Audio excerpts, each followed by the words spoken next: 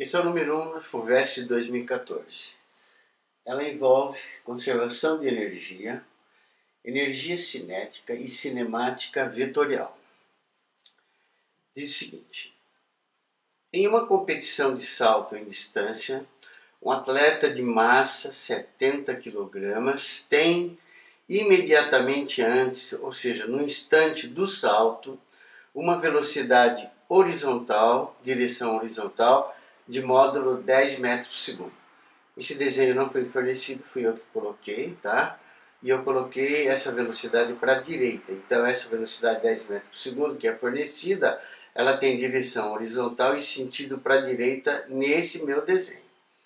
Ao saltar, o atleta usa seus músculos para empurrar o chão na direção vertical, produzindo uma energia de 500 joules, sendo 70% desse valor na fórmula de energia cinética. Quando ele salta, ele empurra o chão para baixo, vertical e para baixo, com uma energia de 500 joules. O chão reage nele para cima, vai interessar nele, então sobre o atleta vai surgir para cima uma energia total de 500 joules, vertical e para cima, sendo que 70% desse valor é na fórmula de energia cinética. Imediatamente após se separar do chão, no instante que ele saltou, está saindo do chão, ele quer o módulo da velocidade do atleta. E aí ele deu as alternativas. Resolução. No instante do salto, o atleta tem duas velocidades. Uma horizontal fornecida de intensidade 10 metros por segundo e segundo o meu desenho, tá? Direção horizontal e sentido para a direita, e o módulo dessa velocidade horizontal é 10 metros por segundo. E a outra vertical no instante do salto, né, de intensidade VV, e a horizontal eu chamei de VH, tá? Que produz uma energia cinética de 70% da energia total. Como eu disse lá atrás, ele empurra o chão para baixo com uma energia de 500 e o chão reage no atleta para cima com uma energia de 500 joules vertical e para cima, e 70% dessa energia que é transformada em energia cinética vertical, tá? Então, 70% de 500 está aqui, é 70 sobre 100 vezes 500, 0,7 vezes 500 vai dar 350 joules. Então, esses 350 joules é energia cinética vertical que vai originar uma velocidade vertical que vale. Fórmula de energia cinética, mv² sobre 2, tá? Essa energia cinética vertical é 350, a massa do atleta foi fornecida 70, vezes a velocidade vertical dele ao quadrado sobre 2. Resolvendo isso, você vai ter que v² vertical vai ser 700 sobre 70, tá? Que vai dar raiz de 10 metros por segundo. Então, raiz de 10 metros por segundo é a velocidade que ele tem no instante do salto, a vertical. Então, no instante do salto, ele vai ter duas velocidades, uma fornecida, que é horizontal e para a direita, de intensidade 10 metros por segundo, e essa outra vertical que nós acabamos de achar, vertical e para cima, raiz de 10 metros por segundo. Ele pede a velocidade total, que é a velocidade vetorial, que é a velocidade resultante, soma vetorial dessas duas velocidades. Uma vertical e para cima e uma horizontal e para a direita, está vendo? Pelo método do paralelogramo, você soma essas duas velocidades, você vai ter a velocidade resultante sobre o atleta, que é a VR, está aqui, ó, tá? Para você descobrir a intensidade dessa velocidade, que é inclinada, tá? Você vai ter que jogar em Pitágoras, está aqui, VR ao quadrado, é VH ao quadrado mais IV ao quadrado, 10 quadrado, raiz quadrada de 10 quadrado, que vai dar 100 mais 10. Essa velocidade de módulo vai ter módulo raiz quadrada de 110, que vai dar aproximadamente 10,488 metros por segundo, e a alternativa correta é a B de bola. Questão 2 está diretamente relacionada com química. Diz assim: o núcleo de polônio 204PO, de massa 204, em repouso, transmuta-se em um núcleo de chumbo, tá? 200 pb, massa 200, emitindo uma partícula alfa com energia cinética E alfa, sempre que um núcleo emite uma partícula alfa, ele vai virar outro elemento, tá? No caso, esse de polônio se transmutou em chumbo. Nessa reação, a energia cinética do núcleo do chumbo é igual a... Tá? Aí ele deu essa relação e deu um note a dot, veja bem. A massa do PO é 204, a massa do chumbo é 200, tá? E a partícula alfa tem massa 4. Resolução. Inicialmente, o núcleo de polônio está em repouso. Como ele está em repouso, a quantidade de movimento inicial é nula. Tá? Por quê? Porque a quantidade de movimento é mv. A massa é 204 vezes a velocidade, que é zero. Então a quantidade de movimento inicial é zero do núcleo de polônio na situação inicial. Aí o que houve? Esse núcleo de polônio se transformou, tá, em um núcleo de chumbo, que vai ter uma velocidade VPB, tá aqui, tá? Então esse exemplo também não foi dado, eu que escolhi, tá? Então ele vai ter uma velocidade VPB para a direita, e ele emitiu uma partícula alfa, ela vai ter uma velocidade VF, V alfa, para a esquerda. Por que eu coloquei essas duas em sentido contrário? Porque como a quantidade de movimento do sistema antes tem que ser igual à quantidade de movimento do sistema depois, e ela é uma grandeza vetorial, e o único jeito delas se anularem, tá? Elas terem a mesma direção, mas em sentido contrário. Bom, a quantidade de movimento do sistema, depois da transmutação, vai ser... Então, veja bem, quantidade de movimento do sistema depois é massa vezes velocidade. Então, é a massa do chumbo, velocidade do chumbo, mais, tá, a massa da alfa vezes a velocidade da alfa. Que vai dar, substituindo as massas, né? A massa do chumbo é 200 vezes a velocidade dele, mais a massa da alfa é 4 vezes a velocidade dela. Pelo princípio da conservação de quantidade de movimento, essas duas são iguais, tá? Então você vai igualar isso com zero, que é a quantidade de movimento inicial do sistema. Com isso, você vai obter que a velocidade da partícula alfa, ela é 50 vezes em módulo a velocidade da partícula do chumbo. Como a partícula alfa tem a velocidade da partícula alfa, é 50 vezes a velocidade da partícula do chumbo, então a partir daí eu vou calcular a energia cinética do núcleo de chumbo, que é a massa dele vezes velocidade ao quadrado sobre 2. A massa dele é 200, velocidade dele ao quadrado sobre 2. Eu chamei de 1 essa equação, tá? Aí eu fiz a mesma coisa, calculei a energia cinética da partícula alfa, que é a massa, velocidade ao quadrado sobre 2 da alfa, tá? Que vai ficar 4, a massa da alfa é 4, vezes a velocidade dela é 50 vezes a do chumbo ao quadrado sobre 2, tá? Que fazendo as contas, você vai ter que a energia cinética da partícula alfa vai ser 10.000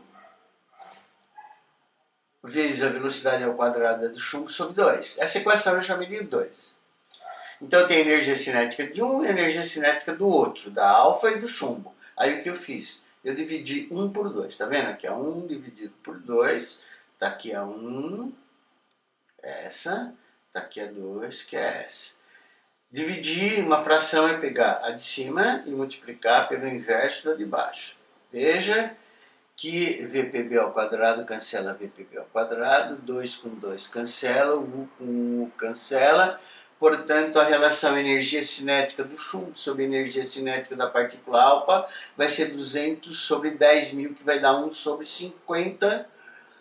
Então, ele quer a energia cinética do chumbo, tá? Ela vai ser a energia cinética da partícula alfa sobre 50.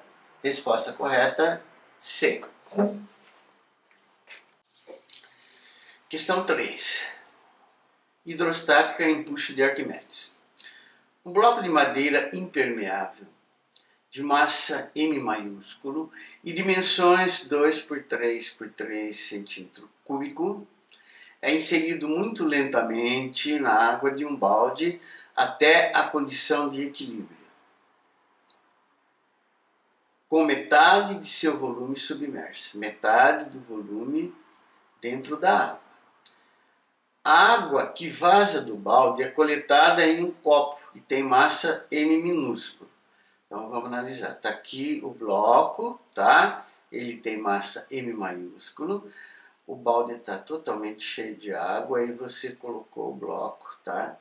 Na água. Metade dele entrou dentro da água e metade ficou para fora. Aí ele expulsou um volume de líquido, de água, que é a massa M, tá? Então, M é o volume da massa de líquido que extravasou, tá? A figura ilustra as situações inicial e final. Em ambos os casos, o balde encontra-se cheio de água até sua capacidade máxima. A relação entre as massas M e M, Eminho e Emão, é tal que... Resolução. Veja bem, o empuxo, que é uma força vertical para cima, é o peso do volume do líquido derramado, do líquido deslocado, tá? Então ele derramou uma massa M minúsculo e você pesa, tá, o volume dessa massa, você vai achar o empuxo. Então o empuxo é uma força vertical para cima, que é igual ao peso do volume do líquido deslocado.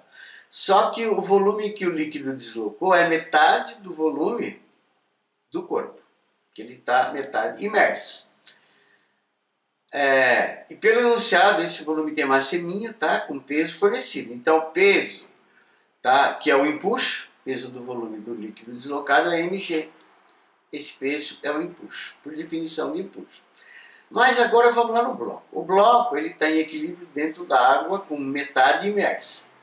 Ele tem, nesse caso, um empuxo para cima, que é o mg, que é o peso do corpo, tá? E para baixo ele tem um peso que é mg. Só que, como ele está em equilíbrio, a força resultante sobre ele é nula.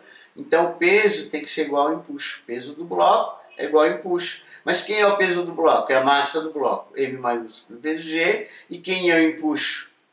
Tá? É a massa da água, M minúsculo vezes G. Igualando isso, você vai ter que M igual a Emão.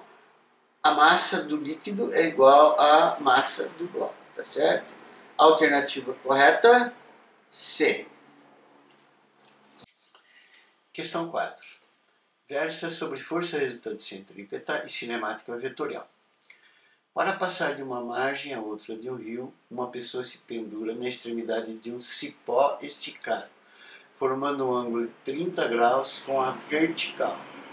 Então ela vai fazer esse movimento aqui, tá? E forma um ângulo de 30 graus quando ela partiu com a vertical. Inicia com velocidade nula um movimento pendular. Do outro lado do rio, a pessoa se solta do cipó no instante que sua velocidade fica novamente igual a zero. Então ele sai daqui com velocidade nula, o cipó acompanha até aqui, e quando chega do outro lado do rio, quando ele vai se soltar do cipó, a velocidade também é nula. Aí o problema é saber que, nesse instante, imediatamente antes de se soltar, qual vai ser a sua aceleração. E aqui estão as alternativas, e além da aceleração, ele quer o ângulo que forma com a vertical, tá? É dado nó e dó para você desprezar os atritos e considerar a pessoa como um ponto material. Aceleração da gravidade 10 metros por segundo ao quadrado, e aí deu o valor do seno e cosseno de 30 e o valor do seno e cosseno de 60. Resolução. Na direção radial, que é na direção do raio, aqui, ó, tá vendo? Então você tem o cipó, nesse ponto S, em que ele se solta, é esse ponto S, o cipó está esticado, está aqui, e nesse ponto tá, o cipó forma um ângulo de 30 graus com a vertical. Essa é a direção radial. Nesse ponto S, o problema está dizendo que quando ele se solta do cipó, a velocidade dele é nula. E se a velocidade dele é nula, a aceleração centrípeta também vai ser nula nesse ponto S. Por quê? Porque a aceleração, a força resultante centrípeta, ela é mv² sobre r. Mas como o enunciado afirmou que a velocidade no ponto S é zero, então você vai ter mv0² sobre r é zero. Então a força resultante centrípeta no ponto onde ele solta do cipó, tá? Que é uma força resultante dirigida para cá, para o centro da circunferência, para cá, ela é nula. E se ela é nula, como a força centrípeta é a massa vezes a aceleração centrípeta, se a força centrípeta é nula, então a aceleração centrípeta também vai ser nula. E por que a aceleração centrípeta no ponto S é nula? Olha aquilo que eu coloquei para vocês, tá? Para ela ser nula, a força centrípeta tem que ser nula também. E se a força centrípeta é nula, que seria uma força dirigida para cá, para o centro da circunferência, o único jeito dela ser nula é que a tração T no cipó tem que anular a componente radial do peso, que é P cosseno θ, que eu decompus aqui, ó, P cosseno θ. Então, para a resultante centrípeta ser nula, isso tem que anular isso. Então, o T é P cosseno 30.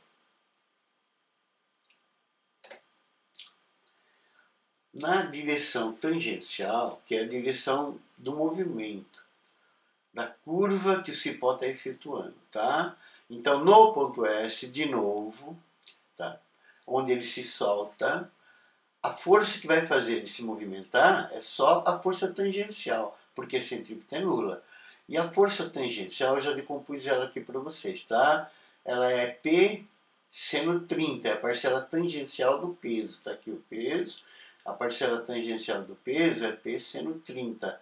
Só tem essa força, que está aqui, essa força agindo sobre ele. Essa força vai provocar uma aceleração tangencial. De maneira que força é massa vezes aceleração, tá? Essa força resultante é a parcela tangencial. Essa força resultante é massa vezes aceleração, mas ela é o próprio PT, que é mg seno 30. M com M cancela, então a aceleração vai ser g seno 30, o g é 10, seno 30 é meio. Então a aceleração tangencial, que é a responsável pela tendência de descida dele, se ele não soltasse do cipó, tá aqui, ó, tá? Ela vale 5 metros por segundo ao quadrado, e pode olhar aqui no desenho, tá? Ela forma um ângulo de 60 graus com a vertical. A alternativa correta é a alternativa E. Questão 5. É sobre gravitação e força resultante centrípeta e diz o seguinte: uma estação espacial foi projetada com formato cilíndrico de raio igual a 100 metros, raio 100 metros conforme mostra a figura. Está aqui. Essa figura foi fornecida pela FUVEST e eu coloquei uma estação espacial aqui para você ter uma ideia como são aproximadamente iguais. Para simular o efeito gravitacional, permitir que as pessoas caminhem na parte interna da casca cilíndrica, a estação gira em torno de seu eixo com velocidade angular constante, tá? Então ela está girando em torno do eixo com velocidade angular constante, aqui, aqui. As pessoas terão sensação de peso como se estivessem na Terra se a velocidade z, que é a velocidade angular, tá? Com que ela está girando, for aproximadamente d. Aí ele deu essas alternativas e forneceu, importante, que a aceleração da gravidade na superfície da Terra é 10 metros por segundo ao quadrado. Primeiro eu passei para vocês uma introdução sobre gravidade artificial, tá? Na Terra estamos acostumados com a sensação de peso e que quando estamos apoiados na superfície da Terra, tá, a sensação de peso ocorre devido à força de reação normal N do apoio sobre o nosso corpo. Então a Terra puxa você para baixo com peso, tá? E a superfície da Terra reage em você para cima como a normal. É essa reação normal da superfície da Terra sobre você que faz com que você tenha a sensação de peso. E como você está em equilíbrio, tá? NP se anulam. Então N igual a P. Como N igual a P e P é mg, então N vai ser igual a M vezes G. Mas a massa M, veja bem, ela é sempre a mesma. Está na Terra, na Lua, na estação espacial, em qualquer lugar, ela é sempre a mesma. Então você tem que N é mg. Se o M é o mesmo, quando você variar o G, tá? Entre aspas, a gravidade, você está variando o N, consequentemente você estará variando essa sensação de peso, pois é o N que fornece para você a sensação de peso. Essa sensação de peso pode ser obtida fazendo a estação espacial, que deve ter a forma de um cilindro oco, já mostrei lá antes para vocês, efetuar um movimento contínuo de rotação com velocidade angular W, que no caso ele chamou de Z. Tá? Então ela está girando aqui, tá vendo? Que é a mesma coisa, eu fiz um corte frontal dela, tá? Ela está girando aqui, ó, tá? No sentido anti-horário. Coloquei a pessoa aqui, mas ela poderia estar aqui, aqui, aqui ou em qualquer outro lugar. E W é a velocidade angular do cilindro, que no caso ele chamou de Z, tá? Essa simulação de gravidade ocorre pois todo corpo em movimento circular tende a se afastar do centro, colando na parede interna do cilindro. Então, quando o cilindro gira, você tende a se afastar do centro.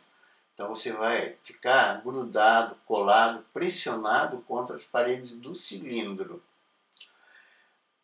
E o peso aparente do astronauta, já vimos lá atrás, que ele é percebido pela reação normal N das paredes, tá, da nave sobre a pessoa. Como eu já mostrei para vocês aqui, ó, tá? Que é esse N aqui.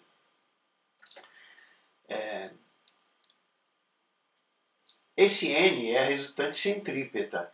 E a fórmula da resultante centrípeta é massa, velocidade ao quadrado sobre o raio, que é o raio do cilindro, tá?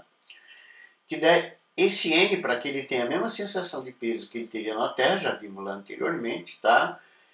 Ele deve ser igual ao peso do astronauta que ele teria na Terra, né? E o peso que ele teria na superfície da Terra, né? Lá o G vale 10 metros por segundo ao quadrado. Portanto, para que as pessoas tenham sensação de peso como se estivessem na Terra, a condição é que o N aqui seja igual ao peso dele na Terra, tá? Então, N, outra forma, esse N é a força resultante centrípeta, que além de ela valer mv quadrado sobre r, ela vale também mw ao quadrado r, que no caso é z quadrado, né, que é a velocidade angular. E o peso é mg. Então, no caso do exercício, são dados o raio, tá, do cilindro e a gravidade da superfície da Terra. Igualando isso, você vai ter que mw ao quadrado r igual a mg, tá? M com M cancela, vê que não depende da massa do astronauta. Portanto, a velocidade angular é 100 vezes 100 é igual a 10, que ele chamou de Z, né? Então, essa velocidade angular vai ser 1/10, raiz quadrada de 1/10 é 0,316 radianos por segundo, e a resposta é a B. Ou seja, se o cilindro estiver girando com essa velocidade angular, tá? Esse N vai ter o mesmo valor que o peso que ele teria na Terra, então ele vai ter a sensação de peso como se ele estivesse na Terra. Resposta é a B. Questão 6. Trata-se de uma questão simples de termologia de dilatometria. Uma lâmina bimetálica de bronze-ferro, na temperatura ambiente, é fixada por uma de suas extremidades, como visto na figura abaixo. Então aqui está uma parede, tá? A lâmina bimetálica é o ferro e o bronze, presos um no outro e tudo isso preso na parede. Nessa situação, a lâmina está plana e horizontal, está no desenho. A seguir, ela é aquecida por uma chama de gás, a temperatura dela vai aumentar, e após algum tempo de aquecimento, a forma assumida pela lâmina será mais adequadamente representada pela figura. Note a DOT, aqui estão as figuras, né? E note a DOT, o coeficiente de dilatação térmica linear do ferro é 1,6 vezes 10 a menos 5 graus Celsius a menos 1, e o do bronze 1,8 vezes 10 a menos 5 graus Celsius a menos 1. Veja que o coeficiente de dilatação do bronze é maior que o do ferro. Após o aquecimento, a temperatura da lâmina é uniforme. Lâmina bimetálica. Quando você solda duas barras de materiais diferentes, no nosso exemplo, ferro e bronze, tá? você obtém uma lâmina bimetálica. E se você a submeter à mesma variação de temperatura, o sistema vai se curvar para o lado da barra de menor coeficiente, é daquela que se dilata menos, está vendo? Menor coeficiente, no caso, é o ferro. Ela se dilata menos. Quando aquecida, tá? E para o lado da de maior coeficiente de dilatação, se dilata menos, no caso o bronze, quando resfriado. Como no caso é aquecida, e o coeficiente de dilatação do bronze é maior que o coeficiente de dilatação do ferro, então o bronze se dilata mais que o ferro. Então esse comprimento aqui do bronze tem que ser maior que o comprimento do ferro. Tá? Então ela vai se inclinar aqui. Esse comprimento aqui é menor que esse. Então ela vai adquirir esse formato no aquecimento. Por que isso acontece? Porque a fórmula da dilatação é que ΔL, de quanto se dilatou, é o comprimento inicial vezes o coeficiente de dilatação vezes a variação de temperatura. Veja que nessa expressão que o ΔL, de quanto ela se dilata, é diretamente proporcional ao coeficiente alfa. Está vendo? Tá? Por quê? Porque o comprimento inicial, no caso, é o mesmo e a variação de temperatura é a mesma.